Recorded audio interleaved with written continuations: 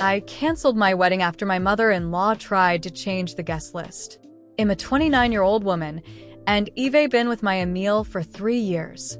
We got engaged 9 months ago. It was the perfect moment, just the two of us, at a quiet little spot where we had our first date.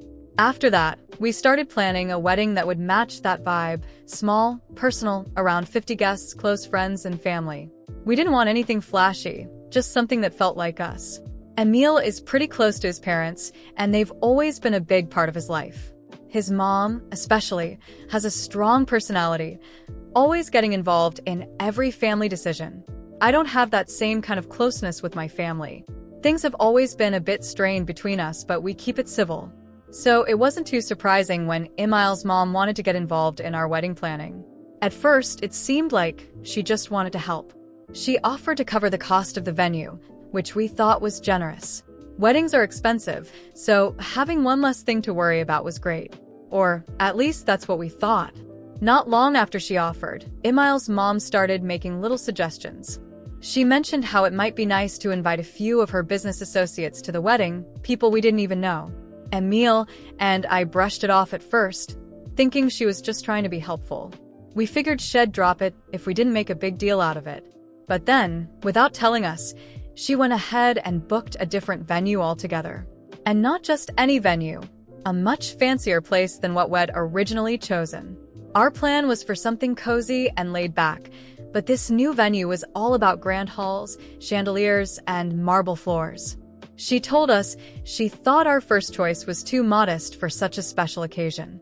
I felt like our plans were getting hijacked, but Emil just kept saying, "It's just how she is. She means well." I tried to let it go, hoping it would all smooth out. But then the guest list became an issue. Emil's mom sent over a list with about 30 extra names, most of which were people we had never met, her colleagues, old friends, even some clients. It wasn't just an extra seat or two. It was almost doubling our guest list. I brought it up to Emil, and it turned into our first big argument about the wedding. He was caught between keeping the peace with his mom and respecting what we wanted for our own day. It got heated, and we ended up going to bed without really solving anything. A few days later, Emil's dad stepped in, trying to play the mediator. He sat us down and talked about how important it is to keep the family united, especially during special events like weddings. I could tell he was just trying to help, but it felt like more pressure to give in to what his mom wanted. It wasn't about a wedding anymore. It was about making sure no one's feelings got hurt, except maybe mine. That's when I reached out to my best friend. He's always been my go-to for advice, and he didn't hold back. He told me I needed to stand my ground before this whole thing spiraled out of control. "It's your wedding too," he said. "Don't let her take over." His words made a lot of sense, but it was easier said than done, especially with Emil being caught in the middle. The situation took a turn when Emil's mom hit us with an ultimatum. She said that if we didn't include the people on her list, she wouldn't pay for the venue. It felt like a power play, and I was over it. I told Emil we should just forget about the money and go back to our original plan, the simple, intimate wedding we both wanted. Emil didn't know what to say. He was torn between supporting me and not wanting to disappoint his mom. It was like he was stuck between two worlds, and I could see the strain it was putting on him. The stress was starting to get to me. I didn't know how to deal with all of it, so I decided to post about our situation on Reddit. I figured if I laid it all out there, maybe people could give me some perspective or at least tell me I wasn't being completely unreasonable. I didn't expect it to get much attention, but I just needed to vent. That's pretty much where things are right now. We're still trying to figure out what to do, and I'm hoping Emil can see why this is such a big deal for me, but honestly, I'm feeling pretty stuck. It's like every time I think we're getting closer to a solution, something else gets in the way. And with a wedding date creeping closer, I know we can't keep putting this off. After I posted our situation on Reddit, it blew up way more than I expected. People from all over weighed in, offering their opinions and advice. Most of them sided with me, saying I wasn't being unreasonable for wanting to keep our wedding how we originally planned. They told me to hold my ground, not to let anyone take control of our big day. It felt like the internet had my back, even if real life felt a lot messy, But things got more complicated when my post found its way back to Emil's mom. I'm not sure how it happened, but I suspect one of her friends or a relative saw it and connected the dots. After the Reddit post reached Emil's mother, everything fell apart quickly. The phone call came late at night, and his voice was heavy with exhaustion. "She's furious," he said. His mother had read every word, and the situation exploded within the family. She felt humiliated, as if her generosity and intentions had been unfairly exposed. But what hurt her the most was that Emil hadn't fully taken her side, leaving her even more resentful and making him feel like he'd failed as a son. The atmosphere between us became suffocating. Emil was torn, growing more distant, trying to balance his mother's expectations with ours. I saw the confusion in his eyes and the hesitation in his voice whenever he talked about the wedding. He was trying to please everyone, but in the process, he was losing himself, and inevitably losing me too. As much as I tried to stay calm, the situation was draining me. What should have been a special moment had turned into a silent war of wills. Then, one Saturday morning, Emil's mother showed up at our place without warning. Impeccably dressed, with a rigid posture, she walked in as if she owned the place. She sat on the couch and immediately began talking about how disappointed she was with everything. She didn't hold back, criticizing me for making a family matter public. Each word felt like a stab, and Emil sat silently beside her, as if he weren't even there. "You're ruining everything," she said coldly, locking eyes with me, waiting for me to back down. Anger boiled inside me, but I held it in. I wanted to scream that this wedding was supposed to be about me and Emil, not about her. But instead, I stayed quiet, looking at Emil, silently begging him to stand up for me. He just lowered his head, unable to choose a side. In that moment, I knew something had irreversibly changed. I was on my own in this fight. After she left, the silence in the apartment was unbearable. I asked Emil directly if he really wanted to marry me or if he was just going along with it out of inertia. He couldn't answer. He just stood there looking lost. That was the final blow. I got up, went to the bedroom, and started packing my things. I couldn't stay in this situation any longer, fighting a battle I shouldn't have to fight. As I packed, Emil finally tried to say something. "Please don't do this. We'll figure it out." But his voice was weak, as if even he didn't believe what he was saying. I paused for a moment, looking at him, and saw a man trapped between pleasing his mother and living his own life. But he didn't move. He didn't do anything to stop me from leaving, and that was all the confirmation I needed. I zipped up my bag, grabbed my keys, and walked out without saying another word. The sound of the door closing was both a relief and a heartbreak. I knew that from this moment on, there was no turning back. I called my best friend and told him what had happened. He listened quietly and then, with all the calm in the world, said, "You did the right thing. No one deserves to start their life like that." In the following days, I received a few messages from Emil trying to talk, but I had already reached my breaking point. I deleted every message without replying. It didn't take long before I heard that his mother was spreading the story to the family, painting me as ungrateful and irresponsible for walking away from the wedding. But I didn't care. For the first time in months, I felt free. I started focusing on myself again. I picked up old hobbies, spent more time with friends, and slowly began to find myself. It wasn't easy, but it was liberating. Emil and I never spoke again. I heard from mutual friends that he eventually grew even more distant from his mother after I left, but by then it no longer mattered. My story with him was over. What was supposed to be the start of a new life together became the opportunity for me to rediscover myself. Maybe one day Emil will realize what he lost, but by then, I'll be far too gone to care. In the months that followed, the weight of the breakup slowly gave way to a new sense of determination. I wasn't going to let that situation break me. More than that, I decided that if they thought they could walk over me and come out unscathed, they were deeply mistaken. The wound was still open, and the only way forward was through closure, a kind of closure that left no room for regrets. I started by reorganizing my life. I moved to a new city, found a new job, and gradually rebuilt my independence. At the same time, I kept quiet tabs on Emil and his family through mutual friends and social media. It didn't take long to hear that his mother was still spreading twisted stories about me, painting me as ungrateful and unstable, blaming me for ruining her son's relationship. Little did she know, the game was far from over.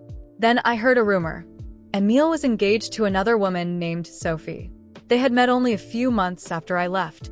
The news didn't hurt me as much as it motivated me. It was the spark I needed to carry out my plan for revenge. Sophie was young and insecure, clearly unaware of what she was walking into. And me? I had the information and the drive to turn their relationship into a disaster before it even began. I started small, sending Sophie anonymous messages, warning her to be cautious of her future mother-in-law. I was patient, planting little seeds of doubt over time. Stories about how Emil's mother had tried to control our wedding and how she was already overstepping with Sophie's plans. It worked. Sophie began confronting Emil, and their argument started. They were subtle at first, just small disagreements, but I knew how to bide my time. Meanwhile, I created fake profiles to connect with Sophie's friends and colleagues, slowly leaking unsettling details about Emil's past. I revealed how he never stood up for me, how he let his mother meddle in every important decision. Each piece of information was a quiet ticking bomb, waiting for the perfect moment to explode. And then it did. As the wedding preparations reached their peak, Sophie started seeing the truth. The helpful mother-in-law she thought she had was now trying to control everything. Her arguments with Emil intensified until, 1 week before the wedding, something happened that I hadn't expected. Sophie reached out to me directly. I got a message from her saying she needed to know the truth about Emil and what had happened between us. This was the final blow I had been waiting for. I agreed to meet with Sophie, not because I wanted anything from her, but because it was my chance to end this story on my terms. When we met, Sophie looked nervous, as if she already knew what I was going to say. I held nothing back.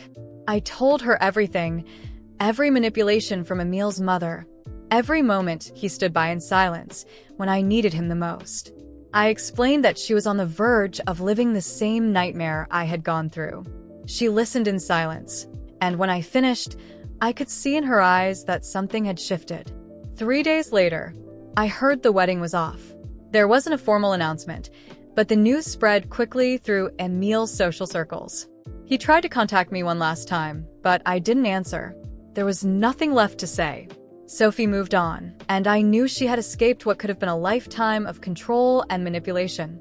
As for Emil and his mother, I heard things between them deteriorated quickly. His mother never forgave him for losing 2 fiancés in a row, and he ended up cutting ties with her. It was ironic, in a way. The woman who had fought so hard to control him now found herself alone, and the son she tried so desperately to protect had become a stranger to her. For me, it was the closure I needed. It wasn't about lost love or lingering anger anymore. It was about reclaiming my dignity and showing that no one walks over me without consequences. Today, I look back without regret, not because of the revenge itself, but because I closed that chapter once and for all. And the best part? Knowing that while they're trapped in their regrets and broken relationships, I'm free, ready to live life on my own terms. In the months that followed the cancellation of Sophie and Emil's wedding, I finally felt like I was rebuilding my life. The sense of freedom was like a breath of fresh air. The pain and frustration that once consumed me were now replaced by a quiet determination. I knew that not only had I escaped a toxic relationship, but I was also ready to give myself the chance to thrive. If life had given me a blank page, I was going to write a whole new story on it.